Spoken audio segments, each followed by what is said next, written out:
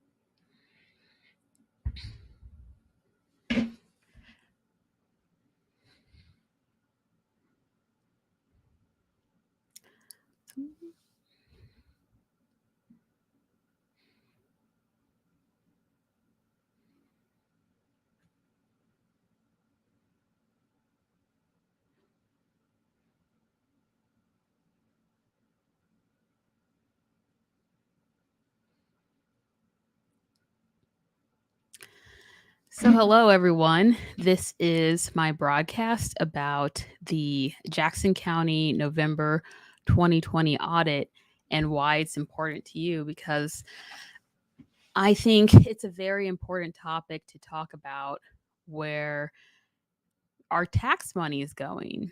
Especially that's the reason why we pay, our sales tax, our property taxes that go in part to the Jackson County government. And before I begin this broadcast, I just want to briefly go over what we all experienced this weekend. I know a lot of people are angry right now, but what we have to realize is that we only have one life to live. And my generation is kind of guilty of this, where I come from a generation that has a lot of apathy, where a lot of people my age are not involved in the political process as much as they should be. And part of this is my fault, or it's our fault. And I was looking back on a Facebook memory, and this today was the day when DOMA, the uh, the federal law that they tried to pass to put a huge ban on a lot of freedom of speech when it comes to things over the internet, was shot down. And in my opinion, that was the last time that people in my generation actually got together to speak out, to try to change things that we thought that were improperly occurring in our government. And if there's anything that my campaign can inspire other people to do, especially people that are in my age range or people that are between the ages of 20 to 40 years old, is please start participating more in the political process. We need to have more leadership in our community. Our generation has to start taking more of a front center approach when it comes to politics, because at the end of the day, when laws are passed, it's the working class that are affected the most. And therefore, we need to have our voices at the table. We need to stop this apathy and actually start to get things done. And that's one of the things that the Jackson County property tax situation made me aware of, is the fact that our county governments, our city governments are so important to us. And therefore, we need to have a bigger role in the way that our city, our county, our local government is handling things, or is handling things, or we need to be more educated and more aware. We need to stop this apathy. Now, with that said, um, let's talk about the November 2020 audit and why it's important to you. So, these are the main points that I'm going to cover in my presentation. And I mapped this out so that if you don't want to listen to the whole entire presentation, these are what we're going to cover more in detail throughout this broadcast. So the main points of this talk is to go over Nicole Galloway's audit report of the Jackson County government, where she actually gave the Jackson County government a poor rating, which is the lowest possible rating she could have potentially given to us. Now, one of the main findings that she found was that our county budget was underutilized by over $100 million for years. And this is very important because when we're talking about our tax money being used to help the residents, we need to make sure that all of our tax money, or the majority of our tax money, is being spent on initiatives that are directly affecting and helping our residents. And what this report discovered was it was not doing that. In fact, approximately a third of our budget was being underutilized. And that is a very troubling figure. Next was the fact that up to December 2018, Frank White made 2,046 administrative transfers, which totaled to over $10 million. Not only were these administrative transfers very huge for what typically is required for the county executive, which we'll get into, but also Nicole Galloway found that the majority of these administrative transfers failed to comply with the requirements of our county code. Now, one thing I do want to point out too is that the county legislature, she made the finding that the county legislature also did not follow state statute. And she goes into detail about how the county legislature improperly transferred approximately over $3 million. And this failure was because they failed to amend the budget and they failed to hold public meetings, which is required of them to do so via state statute, which they did not do.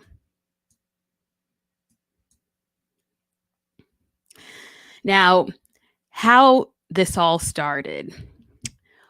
One of the reasons why this all started, this article comes from January 3rd, 2018, but it kind of started with issues bubbling up in November of 2017. And this is when the county auditor and the county legislature were making questions about some of Frank White's improper administrative transfers. Now, in this article, it basically goes into one of the main administrative transfers that kind of got this county audit rolling, which is the when the county government transferred 3,900 or not the county government, the county executive transferred $3,945 out of the county government in order to buy the chief of staff, who is Caleb Clifford, a vehicle. And the reason why this transfer was improper was because, in accordance to Jackson County Fiscal Code, the county executive cannot make an administrative transfer over $10,000 without getting the approval of the Jackson County legislature. Now, the reason why Frank White made these transfers and how this was kind of like how it was shown to be improper is he transferred this money out of the Jackson County government by using $9,999 transfers that would total up to the $33,000 or whatever amount of monies he wanted to transfer to whatever spending that he wanted to do. The reason why this is improper is because, one, it's not budgeted for, right? Every year we make a budget on what we're going to spend the tax dollars for. And this idea of the county executive making administrative transfers, the whole idea is to give the county executive flexibility to be able to fix issues that weren't known before the budget was made, but happened. So say if a department needed an extra $1,000 to buy a certain amount of supplies, it's supposed to give the county executive enough leeway in order to make those transfers without going through the county legislature. But as we see here, Frank White started to make these transfers trying to avoid going through the county legislature process in order to not only purchase himself a car, but also to purchase his chief of staff a vehicle. Now, this is an article that I think a lot of people need to be people have to be aware of this. Okay. So I'm going to go back to slide 5. So this issue right here is a case that actually went into litigation. It was between Scott Jacoby, who was at the time the deputy director of finance, and the chief administrative officer, whose name is Ed Stoll. The chief administrative officer, as we'll see, they have a lot of control over the budget. They're over the budget office. They have one of their main functions is to make sure that the budget is being allocated properly. Now, in this case, Scott Jacoby was literally terminated for not violating a law. So, and I'm going to say this in this article, Stoll said Jacoby was under investigation for being unwilling to perform the essential function of your position, which could result in a violation of federal law. But that wasn't true. So this is what Scott Jacoby said what happened. First, and that's Scott Jacoby, refused to transfer money out of the county's anti-drug sales tax fund, Combat, without the approval of Jackson County Prosecutor Gene Peters Baker, right? And then Jacoby said it says here, the second unlawful act Jacoby said was Stoll's, which is the chief administrative officer's instruction that he use Combat money and other funding sources to pay the salaries of Frank White's chief of staff, Caleb Clifford, and several other people on White's staff. Jacoby refused to do this because it was against the law, and he was fired because of this. Now, what happened after he was fired? Well, Scott Jacoby sued him, of course, for whistleblowers retaliation. Whistleblower retaliation is basically a federal law statute and it's also in state law too, which states that you cannot be terminated for refusing to violate a law. And guess what? Jackson County settled out of court and gave him $727,000, right? This is $727,000 of our tax money that they gave to Scott Jacoby because of Frank White's problem, right? His chief administrative officer's termination of Edward Stoll because he refused to comply with the county executive's order cost the Jackson County government $727,000. And this should cause great concern because now we're spending our tax money in order to clean up Frank White's messes. Think about what $727,000 could have been spent on in our county. It could have been spent on a litany of things, but because of this one decision, we have to foot the bill. And this should cause concern for everyone. Now, because of these issues, in January 2018, the county executive made a recommendation for a comprehensive audit of the Jackson County government. But this is kind of a wishy-washy truth. He was forced to make a recommendation for a comprehensive audit because the Jackson County legislature was pressing for an audit. So after he made this public recommendation, the Jackson County legislature agreed and recommended to have Nicole Galloway, our Missouri state auditor, to perform the audit. And Nicole Galloway released her findings in November of 2020. Now, who is Nicole Galloway? Nicole Galloway is our Missouri state auditor. She also ran unsuccessfully as Missouri or as the governor for Missouri in our last election. But importantly, she holds a master's in mathematics and economics. She holds a master in business administration, and she's a certified CPA, which is a certified public accountant and a certified fraud examiner. And the reason why I'm bringing up her educational background is to show that she's a qualified individual in order to do this audit. She didn't get this position as a unqualified auditor who just was voted into this position. She's actually been an accountant for years and has this amazing background of of trying to make other governments, other local governments into financial compliance. Now, in her auditor's report, she breaks down what the basis for good budgetary practices are. And for her, one of the main things is transparency.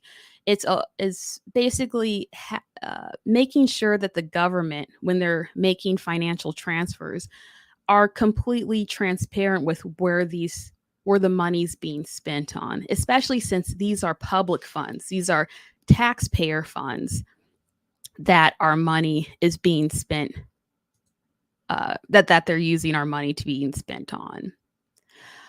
Also, she basically makes the statement that disbursements for county funds in the estimated ending fund balance will equal zero. This is the whole principle of having a balanced budget. So what she's talking about is she's not saying that the actual budget, when everything is said and done, should equal to zero. She's saying that the proposed budget and the estimated budget of that year, all the fund balance should be at zero to show that it's balanced. This would show that all the funds that are being allocated from that budget is actually going towards a certain fund that they got approval for, and that it would ensure that the government is appropriating all the monies to be spent in that budgetary cycle.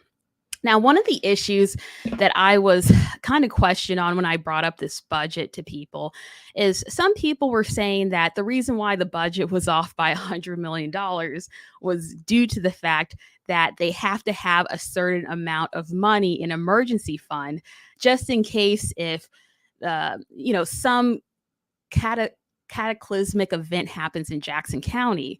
And that's why I brought up this law, which is section 50.540.4. It's a Missouri statute that basically states that an amount equal to not less than 3% of the total estimate general fund revenue shall be appropriated each year as the emergency fund, right? This is talking about a 3% fund, not a 1/3% fund, right? And even if this was true, a proper budget would take this to account and we would still have the funds ending at zero because in a proper budget, we would show that the emergency fund of, let's say, 3% would be in its own category. So it would still balance out as zero. So that is no excuse.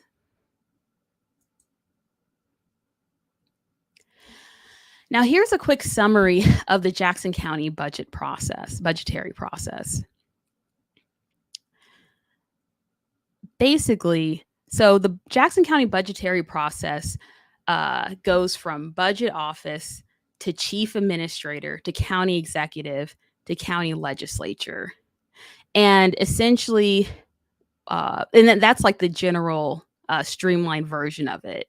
Now, the Jackson County government, where we first start at the top of the county executive and the chief administrative officer, basically oversee the budget office. And the budget office is responsible for preparing these documents for each department. So they kind of oversee what the budget is going to be on each of the each of the departments within the county government. The chief administrative officer then reviews and approves the budget and it's presented to the Jackson County Executive for review and approval.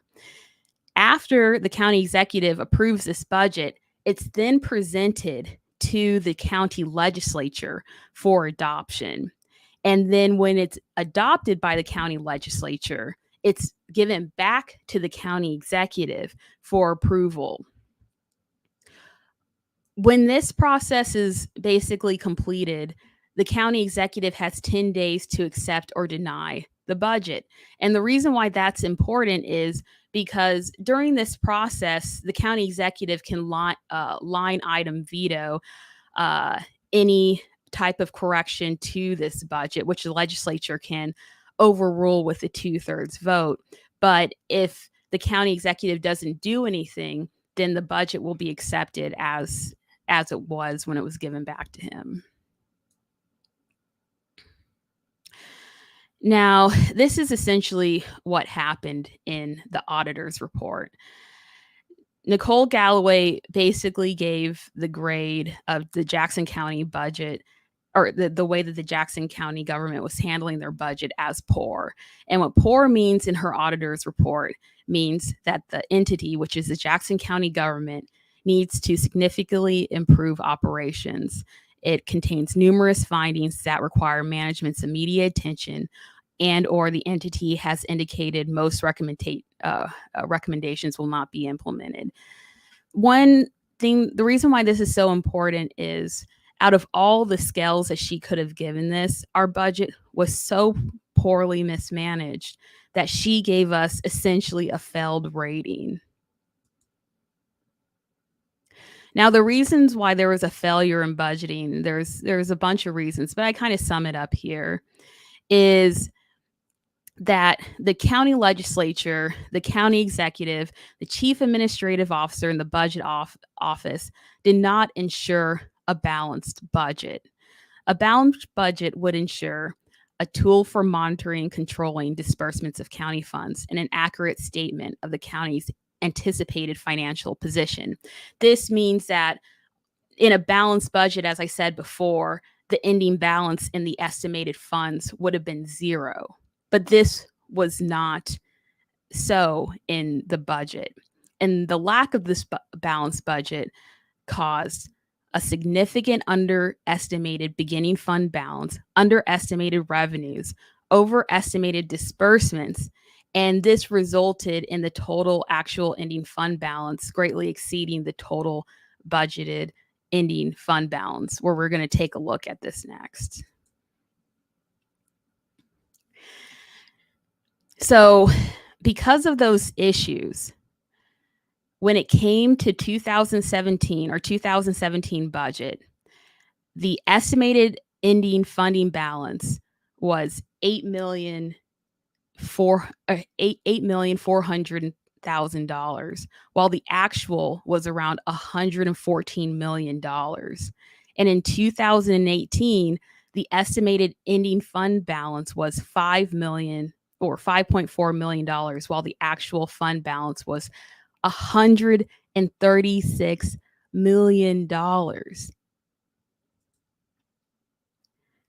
Now, this is a repeat of what I said before. It's breaking down to remember the proper budgeting practices is that we need to have a balanced budget where the end result is essentially at zero. And this would ensure that the estimated appropriated funds would be spent that year, regardless of the actual estimated activity for the funds.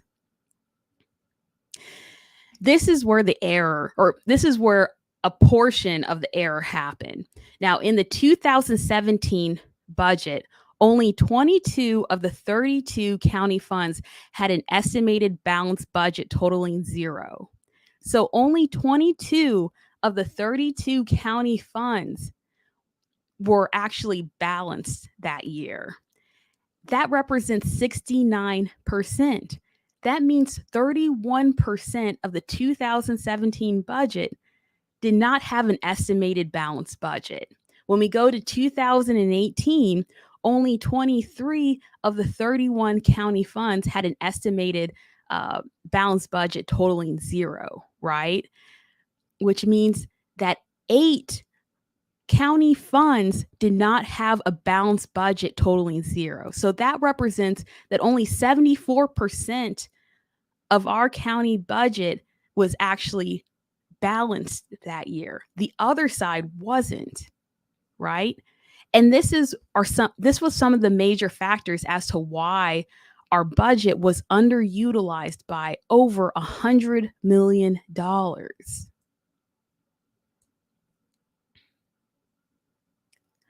So this is an example that I pulled from the auditor's report about four budgets or that she used where she pulled four budgets that had large differences between the actual and or the estimated and actual amounts, right? So if we look at the 2017 general, the estimated beginning fund balance. So this is the beginning fund balance that they use when they have the proposed budget of that year was $8.4 million in 2017, while the actual beginning balance was 24.3%. So in the year 2017 for our budget, at the beginning, we were off by over $16 million, right? And so in the budget for the general fund, we had it as it would end as zero, right? To show that this is going to be a balanced budget. But the actual ending fund balance of that year was $27.8 million. That means that we were off by $27.8 million. Let's go to the 2018 general fund, right? Where it was budgeted that our available beginning fund balance in 2018 was $9.9 million, but literally almost $10 million. But our actual beginning fund balance was $27.8 million. And look at this. The actual ending fund balance of 2018 in our general fund was actually $51 million. That means in the general fund of 2018, we were underutilized by $51 million. Now let's take a look at the assessment department, right?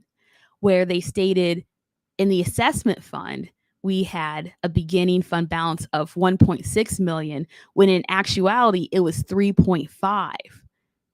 Same story. They had it on the budget that we had a balanced budget of zero, when in actuality we had a $3.6 million ending fund balance in 2017 and a $4.4 million ending fund balance in 2018. And this is one of the things that actually gets me mad when we look at the special road and bridge funds. These are the funds that we use in order to fix and maintain the roads in the unincorporated areas of Jackson County, which a lot of people who live in the small towns like in Buckner and Lone Jack, they rely on this fund in order to help them maintain the infrastructures in that areas. They had an estimated fund beginning balance in 2017 of $6.1 million, when the actual fund was $15 million, folks. That means in 2017, we were at the beginning of the year, we were already off by almost $9 million. $9 million that could have gone out to the unincorporated areas to fix the roads and bridges in those areas, and perhaps could have been utilized for other issues like the sewers there that they're having a huge issues with the sewer systems there, but it wasn't utilized because we were already off at the beginning of the year. Now, the estimated ending fund balance of that we had in the budget was zero, but in actuality, we ended that year with $13 million that was underutilized. That was $13 million that could have gone out to those areas to help those people with rebuilding or fixing the roads and bridges that we didn't use. Let's look at 2018, where it's the same story, where we started the year off. The estimated beginning fund balance of that year was $5.6 million when the actual beginning fund balance was $13 million. That means we were off by nearly $8 million. In our budget, they try to show us that it was a balanced budget that year when in actuality, we ended with $11.6 million that we could have used for those roads out there. And but this is one of the other big issues is the combat fund, because we all know in our community one of the biggest issues is our we're losing the drug war right now. And I'm not talking about uh the crimes that are caused by the drug war.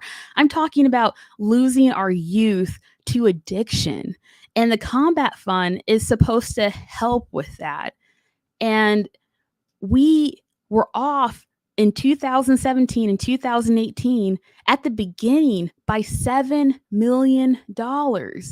That means we could have spent $10 million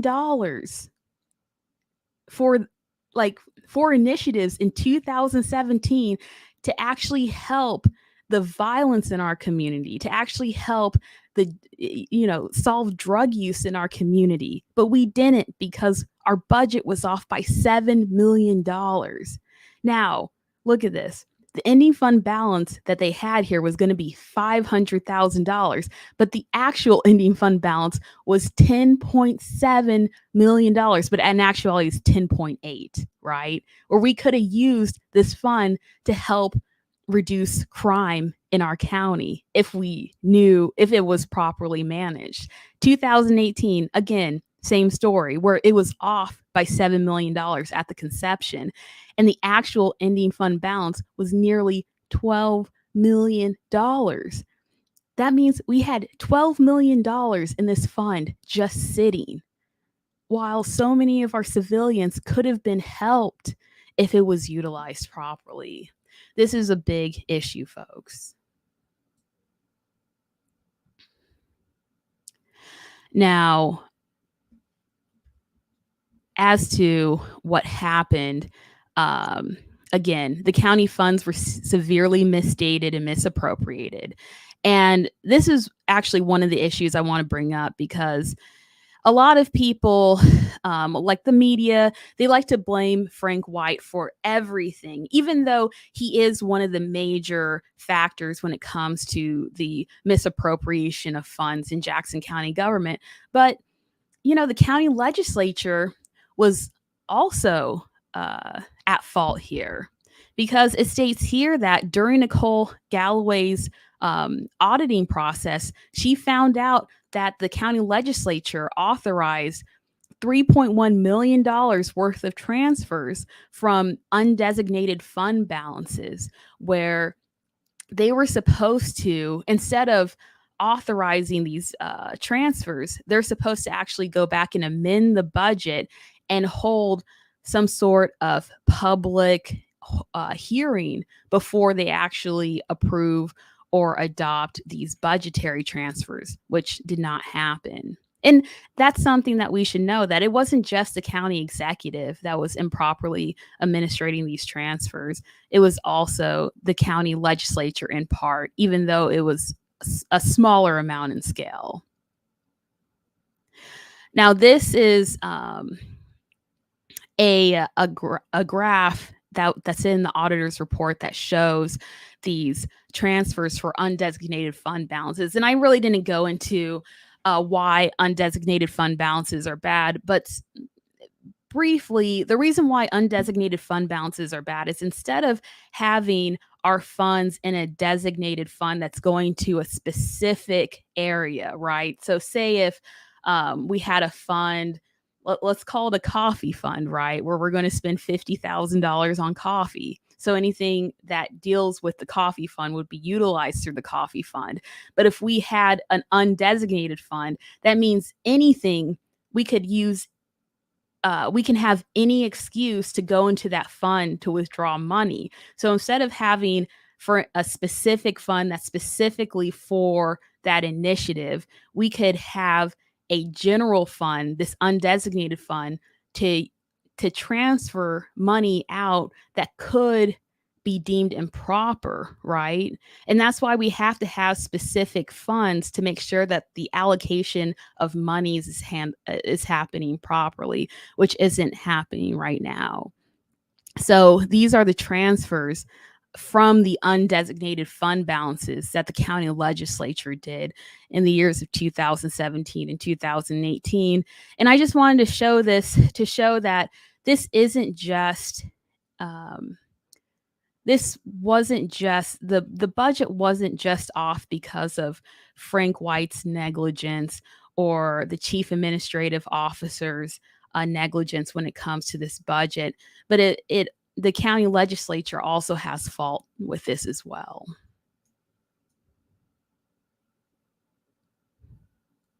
And this is just another graphic to show uh, the improper transfers that happened, right?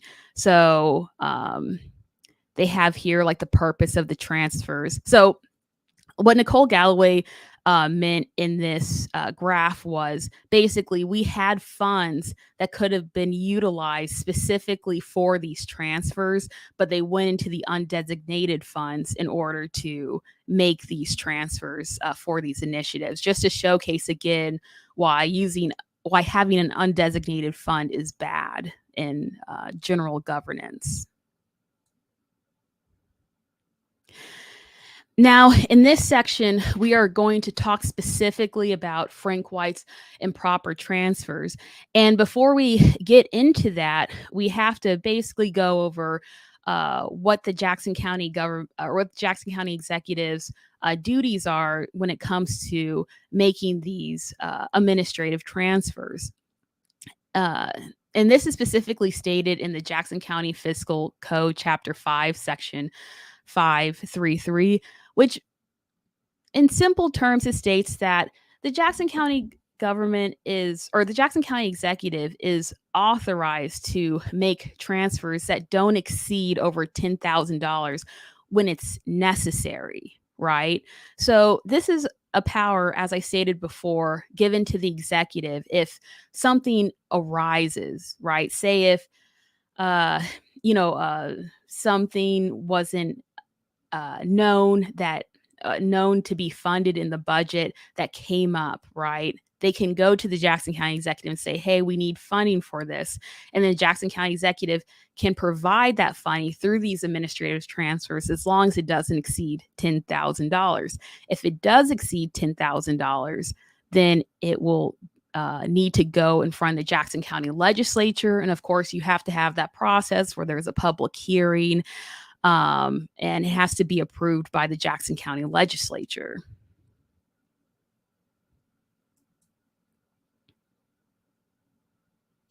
Now, this is another important fiscal code that we have to go over before we get into Frank White's improper transfers. And this is Section 570. And it basically states that any exceptions to the above rules must be in writing and approved by the county executive and the manager division of finance. Basically saying that if something happens, there has to be a chain of evidence, right? You have to have the county executive signature on there. You have to have, the division of finance. You just can't transfer these monies out without the paperwork backing it.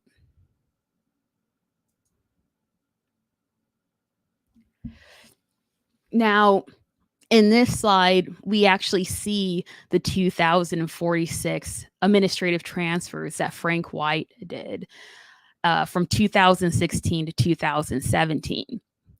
And we need to really be concerned about this, folks. So in 2016, Frank White made 857 administrative transfers that totaled $5.3 million, right? So let's break it down. 857 transfers.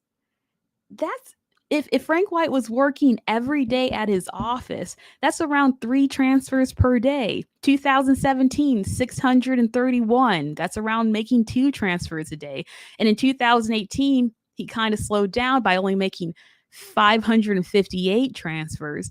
But the reason why this number is so excessive is if the budget was being handled properly, like these transfers are only for emergencies. It's basically if something happened and the budget didn't allocate for it, it's so that the executive, or if it's over $10,000, the county legislature has a way to accommodate for that issue, right? It's not supposed to just be used as some sort of honeypot to go into when you look at the budget and you realize that you don't have the budgetary funds, right? There's reasons why we have these processes, and it's in order to ensure that our budget is actually being followed. And this just shows an abuse of that system.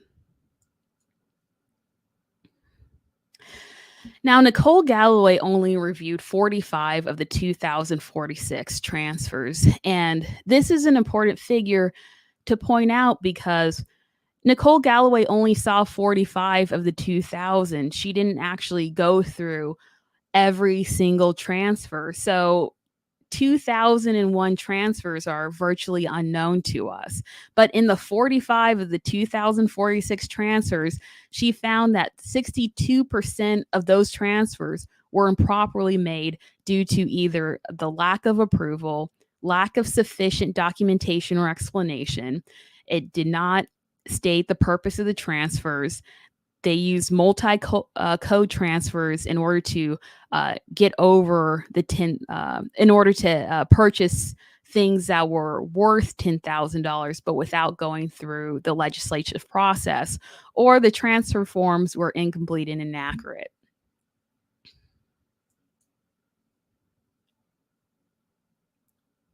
Now, this is why this is so important, folks.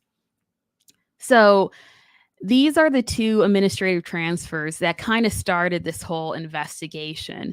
And these were the 2 vehicles that Frank White authorized to be purchased with our county dollars. So on January 21st, 2016, Frank White basically did 5 multi-object code administrative transfers in order to purchase himself a vehicle that was worth around $40,000.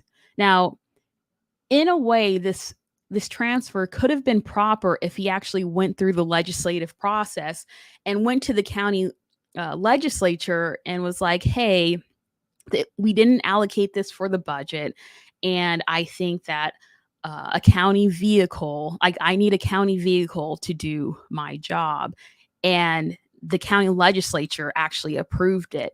But he didn't do that. He tried to circumvent that process by making these multi-object code transfers that would total to around $40,000 in order to get him this vehicle. And he did it again in August 25th of 2016 of the same year in order to purchase his chief of staff a vehicle, right?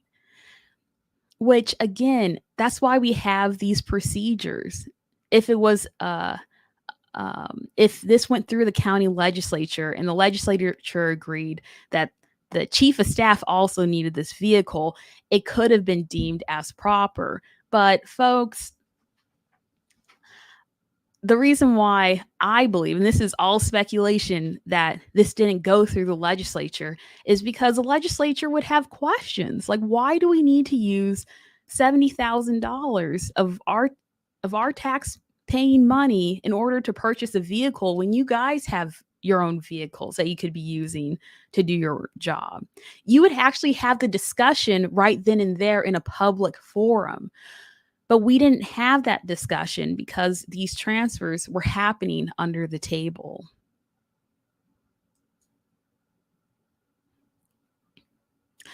Now, I'm actually going to switch screens here because I have an example of the improper transfers, but on the PowerPoint, it doesn't really show it that clearly. So I'm going to actually switch my screen here to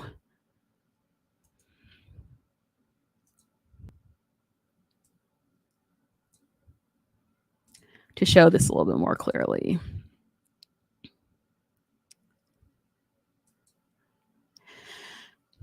So what I have here is the auditor's report.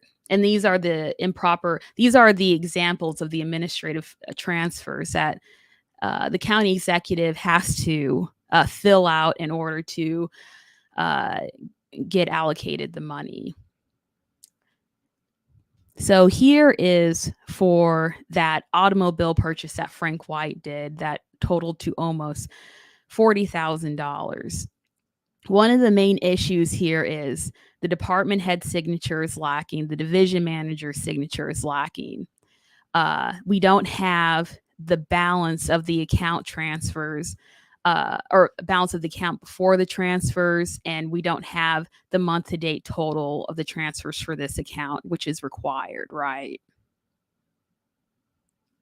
And also, these transfers are all for the same object. It's for the car. And since it totals to over $10,000, it should have gone through the Jackson County legislature.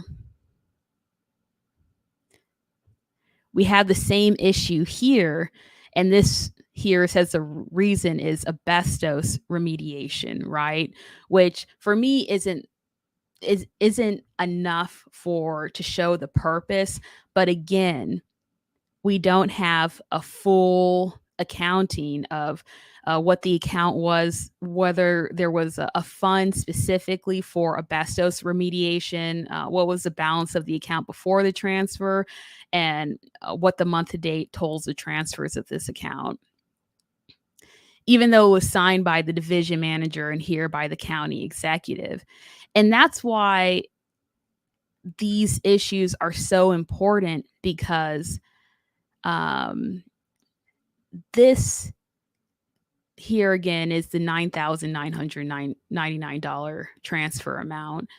And it, like, so I'm sorry, I'm getting ahead of myself, but this is why these issues are so important, is because of these two transfers total to an amount that's above $10,000. So it should have went straight to the county legislature, but it wasn't, because they use these multi-object code transfers to circumvent the process, which shouldn't happen. Like, the reason why we have these procedures is to ensure transparency and to also to show that our budget is being utilized correctly.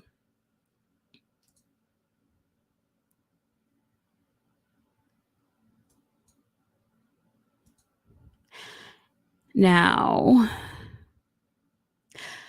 what happened post-audit? Nothing happened post-audit.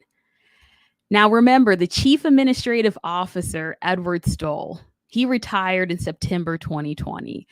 And when he retired, nothing happened. Like, he didn't receive any reprimand, any punishment, even though his firing of Scott Jacoby, because Scott Jacoby refused to violate a law, right, caused our county government $727,000.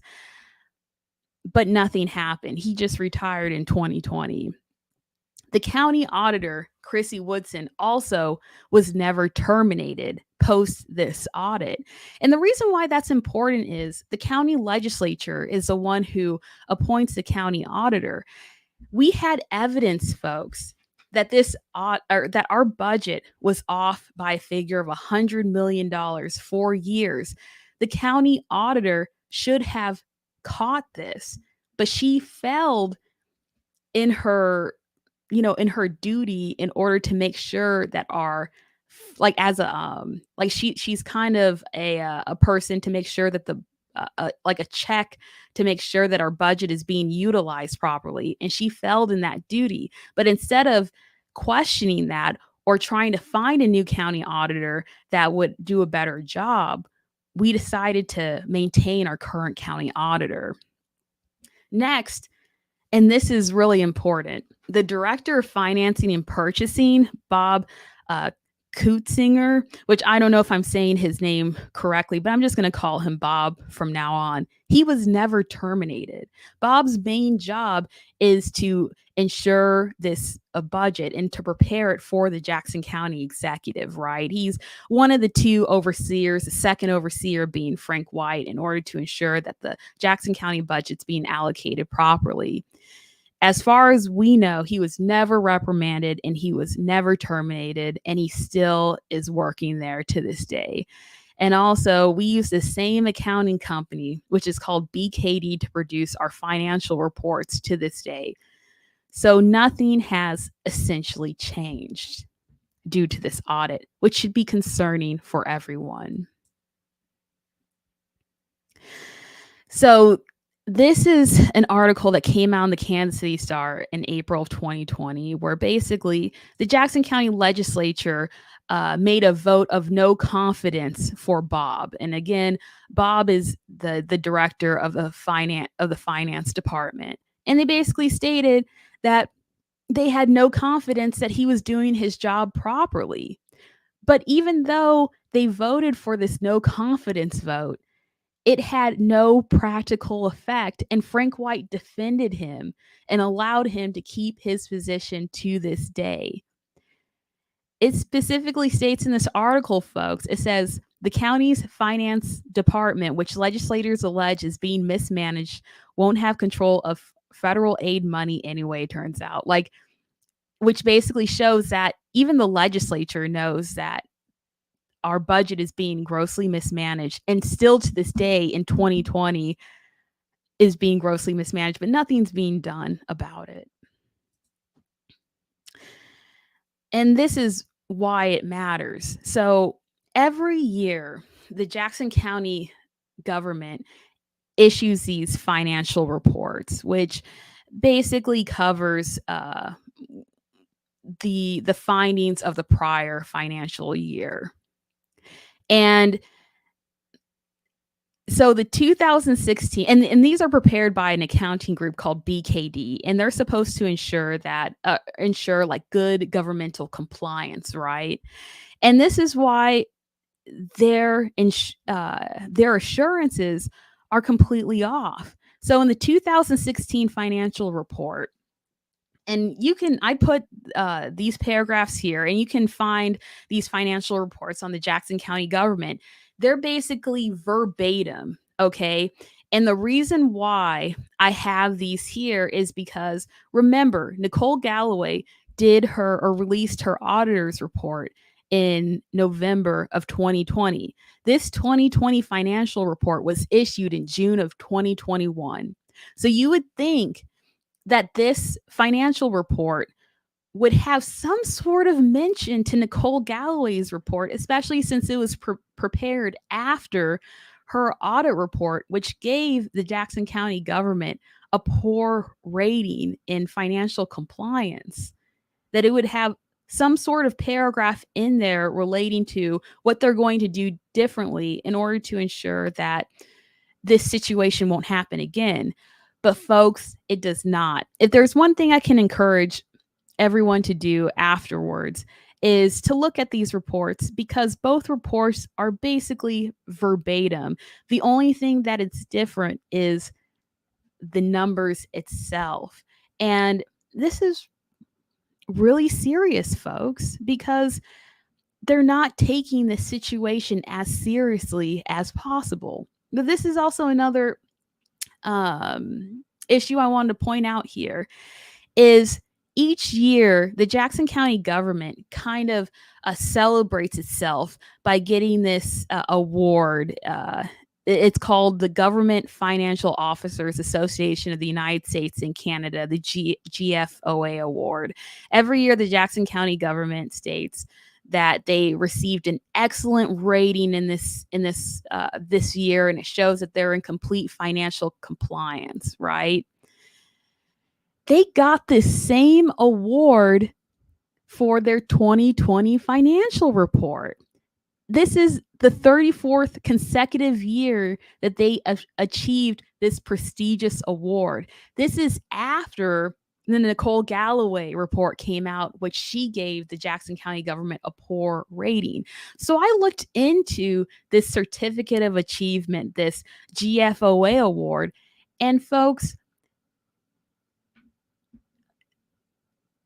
the GFOA awards the certificate of achievement for just the forms. Like, say if you submit a financial report and the form is correct, then you'll receive this excellence rating. It doesn't mean that our budget is actually being allocated properly. What it means is that the forms that they submitted to this place was actually done correctly.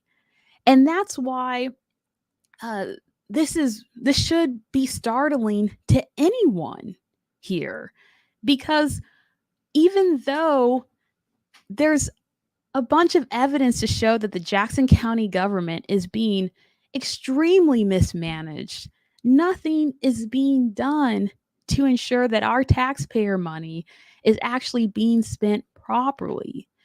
And that's why we need a new county executive to ensure that our tax dollars is being spent on initiatives that are for the residents. And so, and that's why I'm here today, to ensure that if I became the Jackson County executive, I would not only do an audit in the first 100 days of my tenure, but I would also go into each department to ensure that the funds that are being allocated to those departments are actually being spent properly in those departments. We have to actually think to ourselves, when was the last time our departments in Jackson County were properly investigated, right? Were properly looked into to make sure that proper financial compliance is actually being allocated. And this is what a good county executive would do. And that's what I promise to do as county executive. But anyways, this is the end of my presentation. Oh, I see I have 2 comments.